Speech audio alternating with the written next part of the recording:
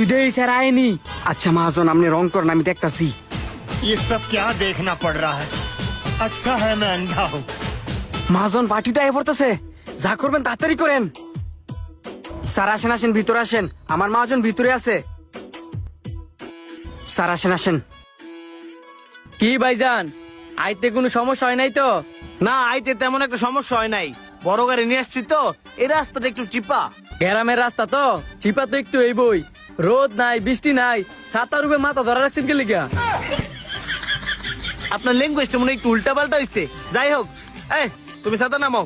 তা ভাইজান, আপনার রঙ্গিলা আমের আম গাছটা কোথায়? ওই সামনেই, আসেন। এই হচ্ছে আমার রঙিল গাছের আম।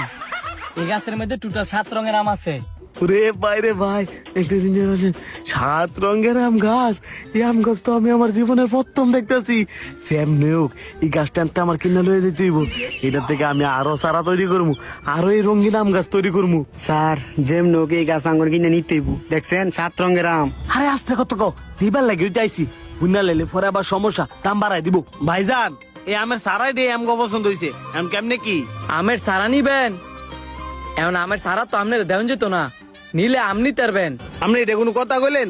আপনি চাইলেই তো আমের সারা সহকারে দিতে পারেন, লাগলে টিয়া পয়সা বাড়াই দিব নে। টিয়া ভাড়ায় দিবেন তো বুঝলাম, কিন্তু এই সারা তো এক জায়গার মধ্যে লাগাইলে অন্য জায়গায় লাগানো যায় না। এনতে যদি অন্য জায়গায় নিয়ে লাগান তাহলে তো এই সারা বাঁচতো না। কি বলেন বাঁচতো না? মানুষ আমের সারা এক জায়গা থেকে আরেক জায়গায় কত নিয়ে লাগায়। আপনি অন্য আমের সারার সাথে এই আমের সারার তুলনা দিলে তো হবে না, এটা তো রিয়ার। এই জন্যই তো আমার স্যার এই আম গাছ পছন্দ হয়েছে, বিক্রি করে দেন, ভালো দাম দিব না। ভালো দাম দিল এই সারা আমি আপনাদের কাছে বিক্রি করতে পারবো না। কিন্তু কেন? কি করলে আপনি এই সারা আমার কাছে বিক্রি করবেন? আপনি যেটা বলবেন আমি ওইটাই করব। আপনি যত যাই করেন না কে লিগা, একটি চারা গাছ করে তো কিনে নিতে পারবেন না। যদি আপনার কিনে নিতে হয়, জমি সহকারে পুরো আম বাগান আপনার কিনে নিতে হবে। এখন আপনি কি বলতে চাইতেছেন? এই আমের সারা নিতে হইলে এই পুরো জমি কিনে নিতে হইব? জি ভাইজান, আপনি এতক্ষণে বুঝতে পারছেন। এই একটা আমের সারার জন্য এই পুরো জমি আমি কিনে নিয়ে যাব? এটা কি হয়? না হইলেও ভাই কিছু করার নাই। আমি তো আপনারে প্রথমে বলছি, এই আমের সারা যদি অন্য কোথাও লাগাইতে যান তাহলে এই আমের সারা বাঁচতো না, মারা যাইবো।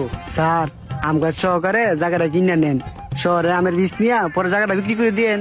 আচ্ছা আচ্ছা, আমি দেখতেছি, তুমি চুপ থাও। এখন এই জমি সহকারে এই আমের চারা আপনাকে কত দিতে হইব বলেন? এখন আপনি জমি সহকারে আমের সারা কিনে নিবেন? অবশ্যই কিনে নিতে চাই। আপনি তো আমার আর বিয়ে না যে আপনার সাথে মস্করা করব। এখন আপনি কত হলে বিক্রি করবেন ওইটা বলে দেন।